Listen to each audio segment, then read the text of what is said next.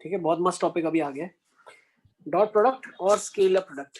तो ये एक्चुअली एक लिखने का तरीका है। जब भी मुझे मैथमेटिक्स में दो वेक्टर का मैग्नीट्यूड और उनके बीच के एंगल कॉस थीटा की जरूरत पड़ती है, तो उसको लिखने का तरीका ए डॉट बी है। इसको लिखने का तरीका क्या है?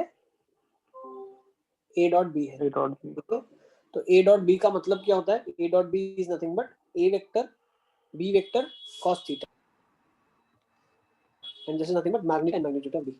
तो यहाँ से जो चीजें मुझे ऑब्टेन होती है वो क्या ऑब्टेन होता है? स्केलर क्वांटिटी ऑब्टेन होता है। क्या ऑब्टेन होता है? स्केलर क्वांटिटी ऑब्टेन होता है। ठीक है, इज इट क्लियर? यहाँ से मुझे क्या ऑब्टेन होता है? स्केलर क्वांटिटी ऑब्टेन होता है। तो नोट करते जाओ points. Theta is the angle between A and B. A dot B is a scalar quantity. Next, A dot B is equal to 0। हाँ, ये सारी चीजें लिखते चलो, जो जो आपको लग रहा है कि कुछ नया है मेरे लिए, नोट करते चलो आप।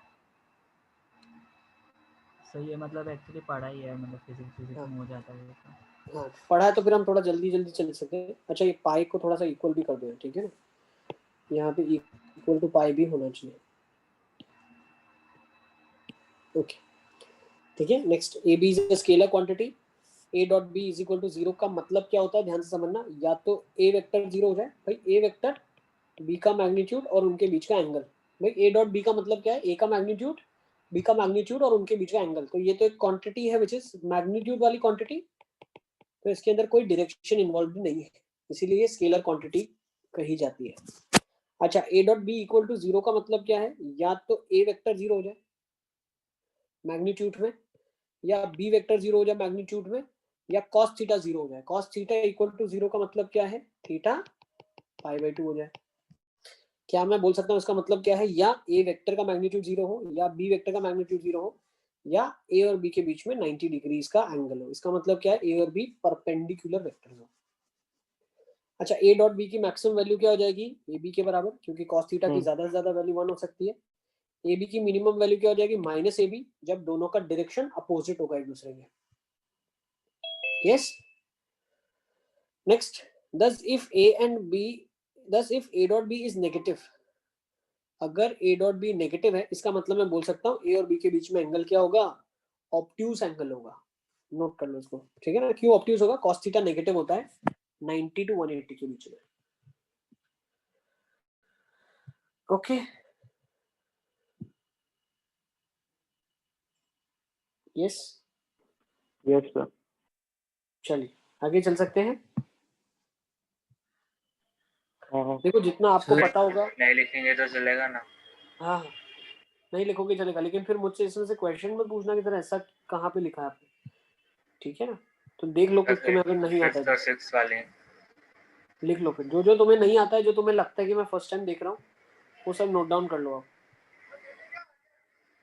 कि मैंने सारा लिखा आप लोगों के लिए ही है। जो आपको लगता है कंफर्टेबल जरूरी है लिखने के लिए, वो लिख लो।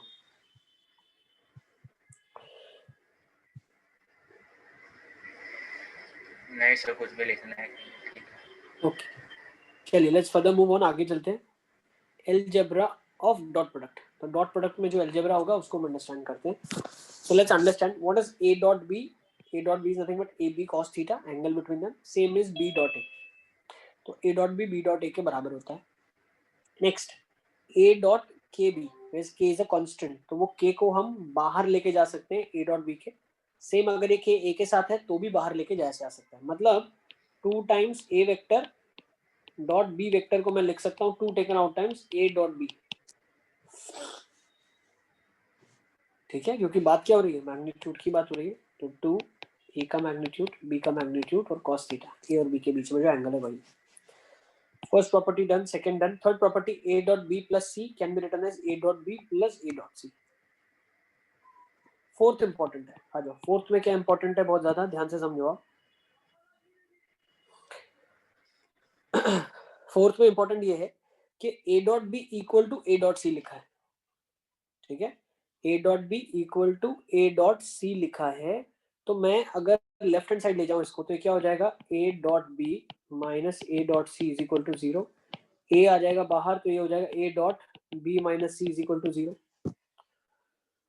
यस, तो a dot b minus equal to 0 का मतलब क्या है? या तो a वेक्टर 0 हो जाए या b माइनस सी 0 हो जाए। इसका मतलब b वेक्टर c वेक्टर के बराबर हो जाए,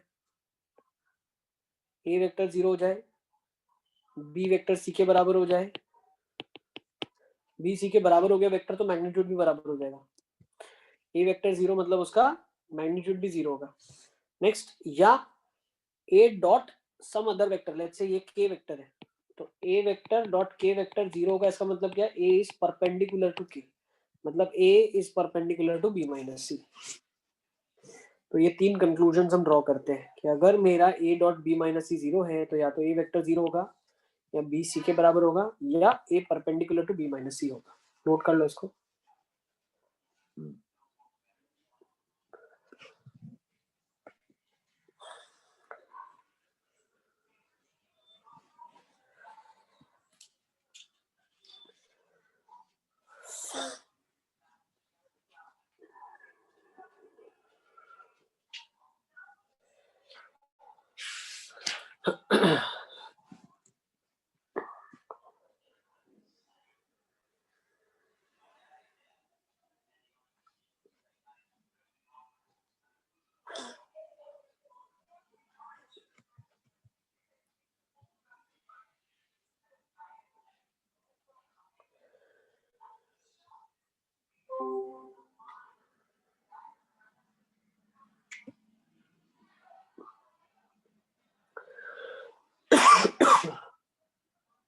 चले आगे। नहीं sir. So fifth property defined in detail. What? हाँ, फिफ्थ में बताऊंगा अभी। फोर्थ तक लिख लिया आपने? हाँ sir. अब फिफ्थ नहीं प्रॉपर्टी सर, देखो। रुक जाओ। ओके, सब तक लिखो।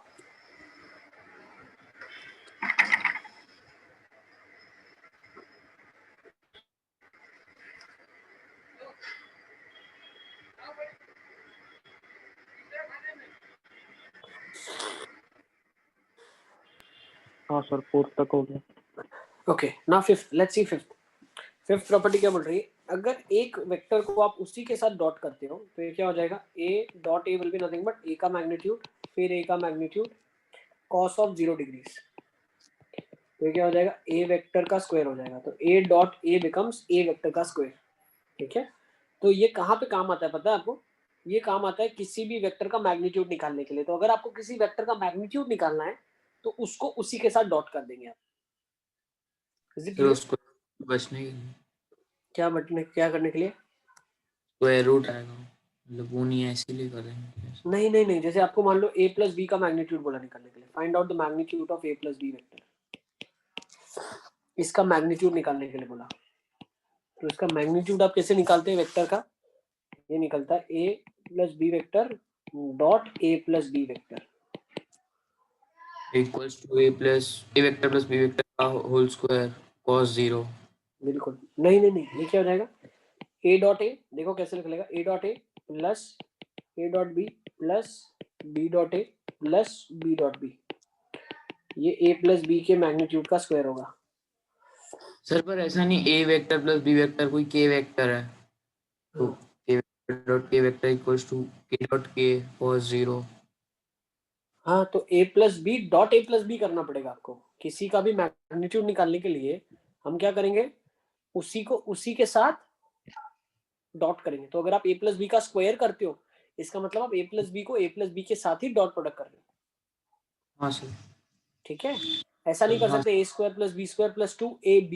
ये मैथमेटिक्स में जो अलजेब्रा का फॉर्मूला होता है a प्लस बी का होल स्क्वायर, वो यहाँ नहीं लग रहा है। a plus B dot A plus B होगा, a प्लस बी का स्क्वायर। वैसे अगर यस a प्लस बी का क्यूब करना है तो वो क्या हो जाएगा? a plus B dot A plus B dot A plus B. Yes sir. अच्छा, तो यहाँ से क्या मिला? a dot A vector is nothing but a square, b dot B is nothing but b square, a dot B और b dot A equal होता है तो प्लस 2a डॉट बी हो जाएगा। तो ये फिजिक्स में पढ़ते हो आप फॉर्मूला, है ना? किसी भी वेक्टर का यस सर। समेशन क्या हो जाएगा? a प्लस बी वेक्टर का मैग्नीट्यूड हो जाएगा under root of a square plus b square plus 2a dot B. Yes, clear? हाँ सर, मतलब वो मैट्रिक्स जैसा है इसमें, मतलब ए प्लस वाला जो मैट्रिक्स में था ना sir, B A equal is not equal to A B, नहीं, बट यहाँ पे यहाँ पे हो जाता है ना sir. B dot A equal to A dot B, हाँ सर, ठीक है ना, because we are talking about angle between them, yes sir, ठीक है ना। नेक्स्ट वाले जो पॉइंट्स है वो सारे इसी के ऊपर बेस्ड है, देखते जाओ। A dot A is A square, B plus C का अगर मैग्नीट्यूड निकालना है, स्क्वायर करना है उसको, तो B plus C dot B plus C आ जाएगा, तो B square C square plus 2 B dot C आ जाएगा। ओके, अब एक और फॉर्मूला देखो, 8th वाला भी बहुत इंपॉर्टेंट है। वो इंपॉर्टेंट इसलिए है कि हमें किन्हीं भी दो वेक्टर के बीच में अगर एंगल निकालना है, if you want to find out angle between two vectors, तो वो कैसे बोल सकते हैं हम, ए वेक्टर और बी वेक्टर को हमने क्या कर दिया, इसी स्टेप के बाद हमने ए बी से दोनों साइड डिवाइड कर दिया। तो ए वेक्टर को ए के नीचे डिवाइड कर दिया, बी वेक्टर को बी वेक्टर के नीचे बी से डिवाइड कर दिया, तो A vector by A, B vector by B क्या हो जाएगा, ए कैप बी कैप। तो दो यूनिट वेक्टर में, यस बेटा, सर टाइम हो गया। सब तक जा सकते हैं हम, ठीक है ना, जो जो बच्चे Okay. जाना चाहते हैं वो जा सकते हैं। 15-20 मिनट्स और एक्सटेंड करेंगे, ज्यादा नहीं, ठीक है ना। ठीक है। ओके बेटा।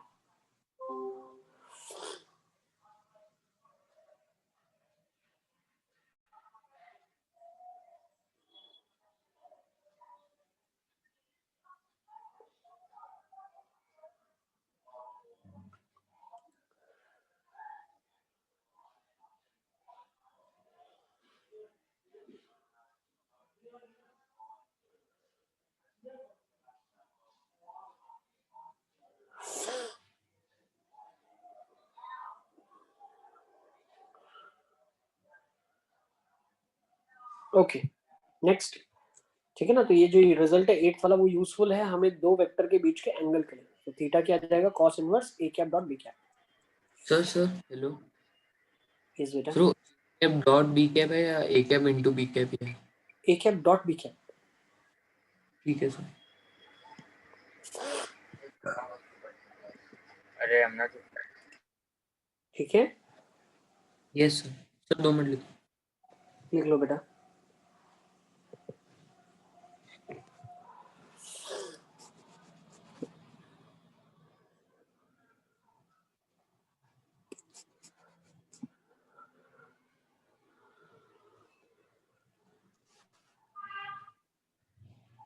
हो गया सर। ओके नेक्स्ट, अब आई कैप डॉट आई कैप क्या होता है, 1 होता है, जे कैप डॉट जे कैप 1 होता है, के कैप डॉट के कैप 1 होता है। इसका मतलब what is an I cap, I cap मतलब होता है हम एक यूनिट एक्स एक्सिस की डायरेक्शन में चल रहे हैं। अगर मुझे 3D सिस्टम दिया हुआ है, अगर मुझे 1,0,0 को बताना है, तो ये जो वेक्टर बनेगा ये एक आई कैप बनेगा, ये वेक्टर आई कैप बनेगा। वैसे ही जे डायरेक्शन में जे कैप होगा, वैसे ही के डायरेक्शन में के कैप होगा। तो it's a unit vector in X direction, Y direction and Z direction. तो आई डॉट आई 1 के बराबर होगा, यस, क्योंकि उनके बीच का एंगल 0 है। जे डॉट जे 1 होगा, के डॉट के भी 1 ही होगा, यस। अगर आई डॉट जे करोगे आप तो 0 आ जाएगा, क्यों, क्योंकि इनके बीच का एंगल कितना होता है, 90 डिग्री होता है। जे डॉट के करोगे तो 0 हो जाएगा क्योंकि एंगल 90 है। आई डॉट के करोगे तो भी 0 होगा, के डॉट आई करो तो भी 0 होगा। So I J K are three mutually perpendicular vectors. Dot product if you do, you get 0 out of it. Okay. Yes. Next. अब दो Sir? वेक्टर को हम डॉट करना देखेंगे। यस बेटा। सर वो क्लास तो 50 को है, तो आप थोड़ा समझा सकते हैं? हाँ देखो, हम लोगों ने अभी क्या किया, यहाँ तक तो तुम थे कैप 7 वाले के तक। बाद 7 में हमने क्या कर लिया, ए बी से डिवाइड कर दिया। तो ए वेक्टर बाय मैग्नीट्यूड हो जाएगा ए कैप के बराबर, बी वेक्टर बाय मैग्नीट्यूड हो जाएगा बी कैप के बराबर। तो A cap dot B cap आपका कॉस ऑफ थीटा हो जाएगा, where theta is the angle between these two vectors. तो वो क्या डायरेक्टली लिख सकते हैं, cos inverse A cap dot B cap. हाँ सर। नोट कर लो इसको फटाफट।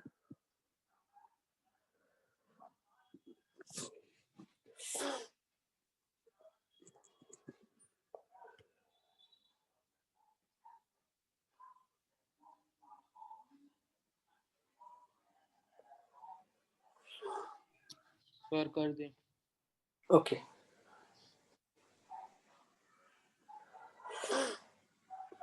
नेक्स्ट 9 पॉइंट भी लिख लो फटाफट फटाफट। आई डॉट आई 1 होता है जे डॉट जे 1 के डॉट के 1, I dot J 0 J dot के, आई डॉट के 0।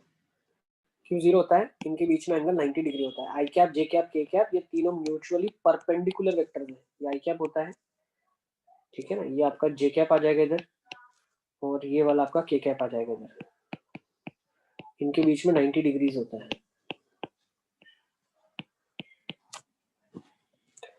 म्यूचुअली परपेंडिकुलर वेक्टर्स है सारे। ओके, अब हम अगर दो वेक्टर्स का डॉट करना चाहते हैं, एक वेक्टर है a1 i cap a2 j cap a3 k cap, दूसरा b है b1 i cap b2 j cap b3 k cap. अगर मैं a डॉट b वेक्टर करता हूं तो इसका मतलब क्या है? देखो, जब मैं मल्टीप्लाई करूंगा तो a1 i cap a2 j cap a3 k cap dot b1 i cap b2 j cap plus b3 k cap, इनका जब मैं डॉट करूंगा तो होगा क्या? पहला वेक्टर तीनों के साथ डॉट होगा, तो पहला वाला क्या दे देगा? a1 i cap dot b1 i cap, तो ये a1 b1 जनरेट होगा। फिर जब ये दूसरों के साथ जाएगा तो है क्या? j कैप और k कैप है, तो कुछ भी मैग्नीट्यूड में जब j और k का डॉट होता है तो आंसर क्या आएगा? 0 आएगा। इसीलिए जब पहला तीनों के साथ मल्टीप्लाई होगा तो वहां से सिर्फ a1 b1 निकलेगा। वैसे ही जब दूसरा फर्स्ट के साथ जाएगा तो जनरेट होगा a2 b1 i dot j या j डॉट i बोलो आप, और j डॉट i क्या होगा? 0, क्योंकि 90 डिग्री एंगल है इनके बीच में, ठीक है ना। तो हमेशा ध्यान रखना, i का i के साथ मल्टीप्लिकेशन होगा, j का j के साथ, k का k के साथ, बाकी सारे 0 हो जाएंगे। तो इसीलिए जब दो वेक्टर का डॉट करते हैं, यस अली असगर, सर नहीं क्वेश्चन। तो जब हम दो वेक्टर का डॉट करते हैं तो डॉट में a1 b1 a2 b2 और a3 b3 का ही सिर्फ मल्टीप्लिकेशन आपको रिजल्टेंट वैल्यू देता है। a1 b2 और कोई भी कॉम्बिनेशन आप ले लोगे तो वहां से आपको रिजल्टेंट 0 ही मिलेगा, क्योंकि i डॉट i ही 1 होता है, j डॉट j 1 होता है और k डॉट k ही 1 होता है, ठीक है ना। तो यहाँ से टोटल 9 टर्म्स निकलेंगे, 9 में से 6 टर्म्स आपकी 0 हो जाएगी, 3 ही टर्म बचेगी, और वो कौन सी होगी? i का i के साथ मल्टीप्लिकेशन, j का j के साथ और k का k के साथ। तो a डॉट b को अभी मैं डायरेक्टली हमेशा यही लिखूंगा, ध्यान रखना, a डॉट b को डायरेक्टली मैं लिखूंगा a1 b1 a2 b2 plus a3 b3।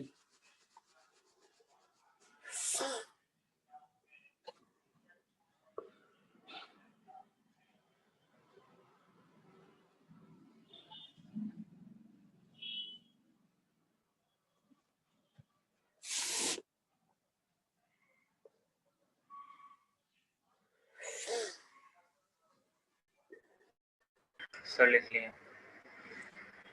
Next 11 point b plus c vector का मैग्नीट्यूड क्या हो जाएगा स्क्वायर में? b square c square 2b dot c, वैसे b माइनस c का स्क्वायर हो जाएगा b square c square minus 2b dot c। तो ये बताने के पीछे पर्पस क्या है अभी आपको पता है? ये दोनों इक्वेशंस को हम ऐड करेंगे, तो जैसे इन दोनों इक्वेशंस को आप ऐड करोगे, so the new equation that you will get, कहाँ पे आगे है क्या? इसके भी आगे, ठीक है ना, रुको। जैसे इन दोनों इक्वेशंस को आपने ऐड कर लिया तो क्या मिल जाएगा आपको यहाँ पे? b प्लस c का स्क्वायर b माइनस c का square, that will be 2 times b square plus c square, ऐसा। अब इसका ज्योमेट्रिकल इंटरप्रिटेशन क्या होता है? What is the geometrical interpretation of this? क्या बता सकते हो आप? ज्योमेट्रिकल इंटरप्रिटेशन,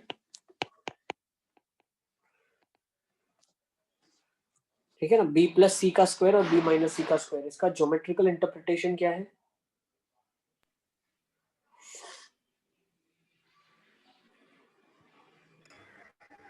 सर पैरेललोग्राम के डायगोनल का डबल। काइंड ऑफ सही बोला आपने, लेकिन अभी और भी चीजें देखो क्लियर। b प्लस सी क्या होता है? एक डायगोनल पैरेललोग्राम का है, दूसरा b माइनस सी भी दूसरा डायगोनल है पैरेललोग्राम का, ठीक है ना। तो अगर मैं बोलता हूँ, देखो ये नोट यहाँ लिखी हुई है, एक सेकेंड, तो वही हो, देखो क्या बोल रहे हैं। अगर एक vector a plus B vector है और एक vector a minus B vector है, तो a प्लस बी का square a square b square 2a dot b, yes टेंसी, very good. a minus B का स्क्वायर क्या हो जाएगा? a square b square minus 2a dot b। जब दोनों को ऐड करोगे तो a प्लस बी का स्क्वायर a माइनस बी का square 2a square plus b square कहलाएगा।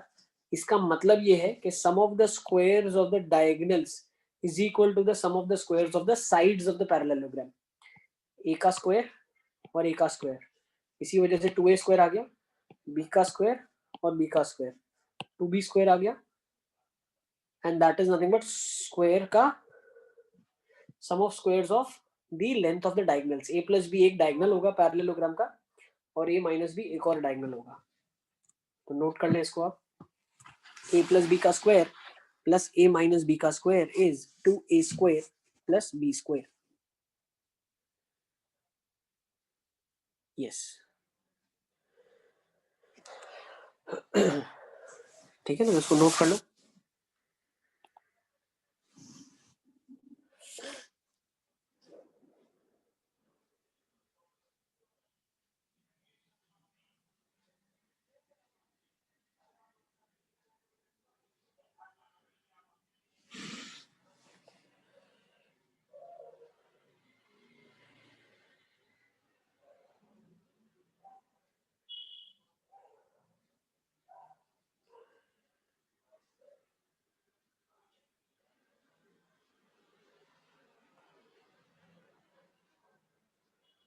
चलिए चले आगे क्या?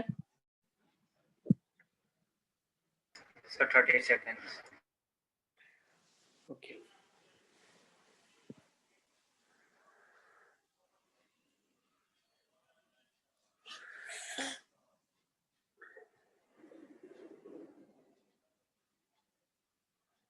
सर यस बेटा साहिल, सर ये समझ में नहीं आया, मतलब क्या नहीं पता चला बताओ? ये रिजल्ट तो बहुत सिंपल था, अलजेब्रा से आया ये वाला। हाँ सर, इसमें हाँ इसके ये बाद तो आगे था।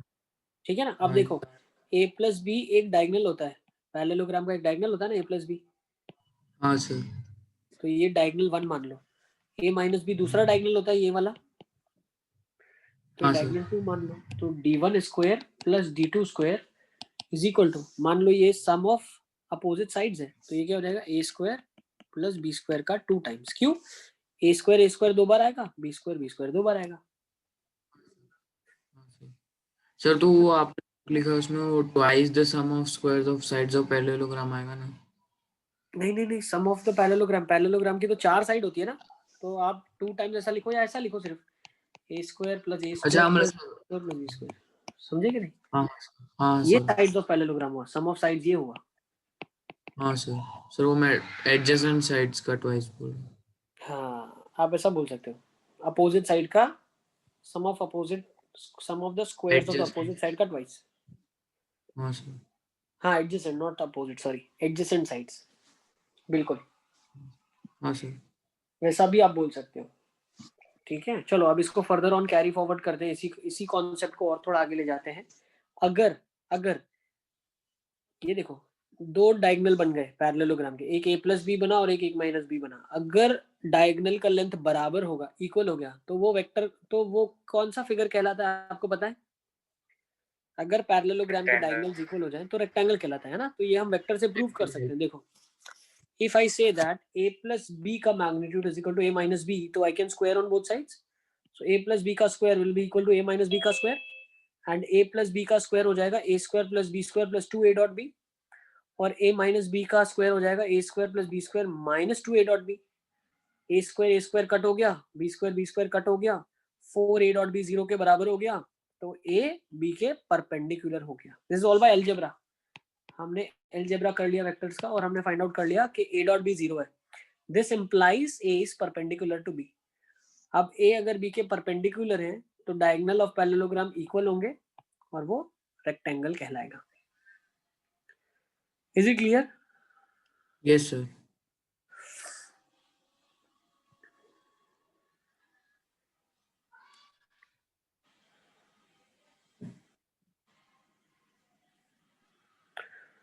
देखो ये सब चीजें हम इसीलिए अभी देख रहे हैं क्योंकि जब हम क्वेश्चंस को प्रूव करेंगे तो हमें मैथमेटिकल चीजें आनी चाहिए कि हम एक्चुअली मैथमेटिकली क्या करना चाहते हैं।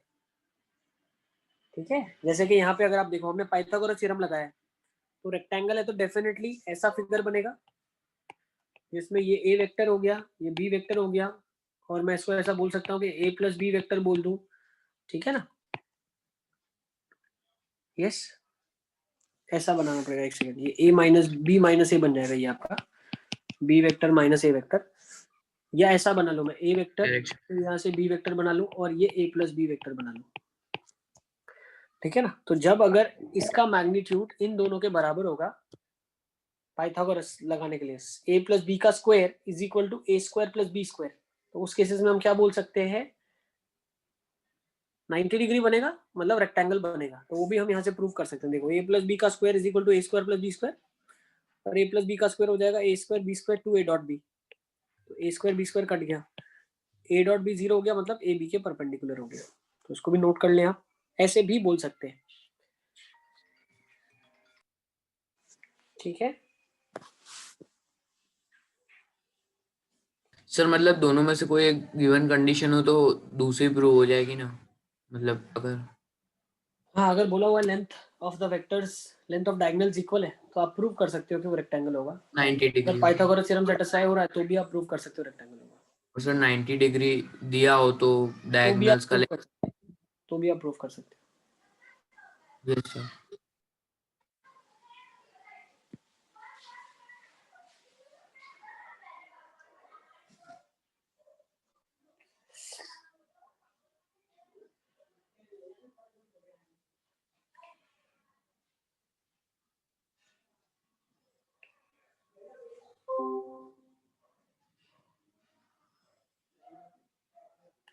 देखो सर एक और मैनिपुलेशन है, ठीक है ना, प्रॉब्ली इसके बाद हम लोग क्लास को कंक्लूड करेंगे आज, ठीक है ना। ये लास्ट पार्ट लिख लो।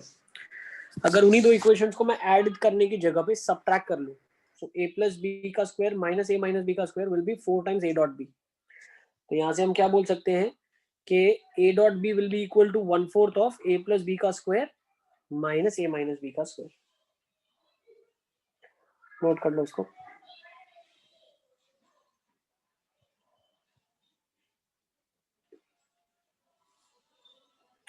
Similarly, a vector plus b vector into a vector minus b vector,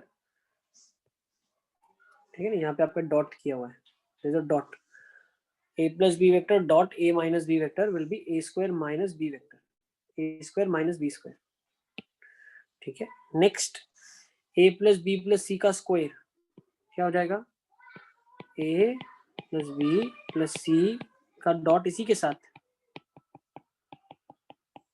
तो क्या हो जाएगा, जब ये इनके साथ मल्टीप्लाई होंगे तो a square b square c square, फिर एक ए बी जनरेट होगा, एक ए सी, फिर एक बी ए, फिर बी सी, तो क्या हो जाएगा 2 times A dot B plus B dot C plus C dot A is equal to, इसके बराबर हो जाएगा ना, A plus B plus C के होल स्क्वायर के बराबर, ठीक है। बीच में 2-3 क्वेश्चन हमने छोड़ दिया था, एक बार वो देख लेते हैं, फिर हम क्लास को कंक्लूड कर लेते हैं।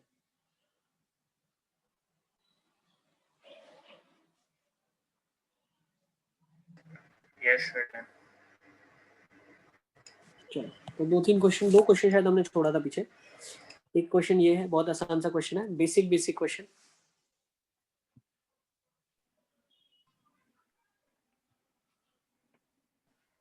सर -5 -1 6 और -4 -5 करेक्ट -5 बिल्कुल ठीक आ रहा है, ठीक है। ए डॉट बी आपने कर लिया होगा, 1 का 1 -1, 3 to the 6 -10। नेक्स्ट क्वेश्चन ले लेते हैं, आ जाओ। Prove that a dot b का स्क्वायर इज लेस देन और equal to a square plus b square.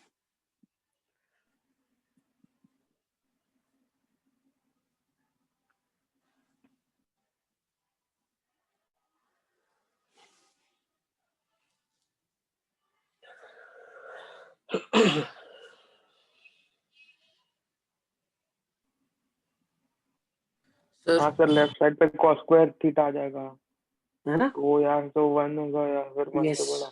देखो ये वाली जो चीज लिखी है, ये क्या लिखा है, a square b square cos square theta, और ये क्या लिखा है, a स्क्वायर b स्क्वायर लिखा है। तो हमें मालूम है कि cos स्क्वायर थीटा 1 से छोटा होता है, 1 या 1 से छोटा, तो a square b square cos square theta भी a स्क्वायर b स्क्वायर से छोटा होगा, यस Yes. ओके।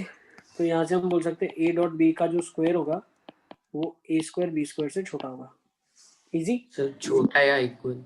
इक्वल है ना, यस बेटा बिल्कुल, छोटा या इक्वल, ओके। यस अब तो ये देखो, ये क्वेश्चन ये कर ले, a वेक्टर 11 है, b वेक्टर 23 है, a प्लस बी वेक्टर आपको निकालना है अगर a माइनस बी वेक्टर आपको मालूम है। मतलब ये क्वेश्चन क्या है, पैरेललोग्राम की साइड्स मालूम है, एक डायगोनल मालूम है, दूसरा डायगोनल निकालना है आपको।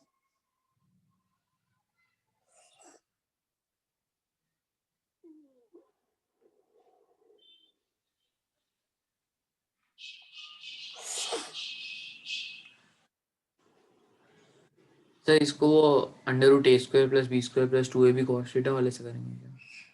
नहीं, अभी मैंने बताया ना आपको क्या होगा, mod of a minus B का square mod of a plus B का square is equals to a square plus B square. हाँ सर, हाँ वो मैं भूल गया, हाँ सर मैं भूल गया था। 900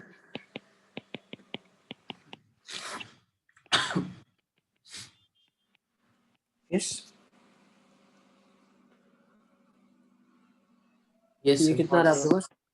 1100 जितना आ रहा है, कितना आ रहा है? ये आ रहा है 500, 500 नहीं ज्यादा आएगा, 650 1300 1300 1300 बिल्कुल बिल्कुल बेटा सही। तो a प्लस बी का स्क्वायर आपके पास आ रहा है 1300 के बराबर। Plus minus A plus B 20 कितना आ जाएगा? प्लस माइनस 20 20, क्योंकि मैग्नीट्यूड की बात कर रहे हैं यहाँ पे, वेक्टर का पॉजिटिव मैग्नीट्यूड है, ठीक हाँ है। Sir, yes sir.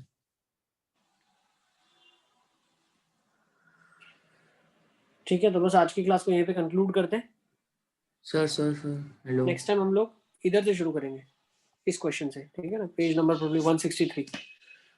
Okay sir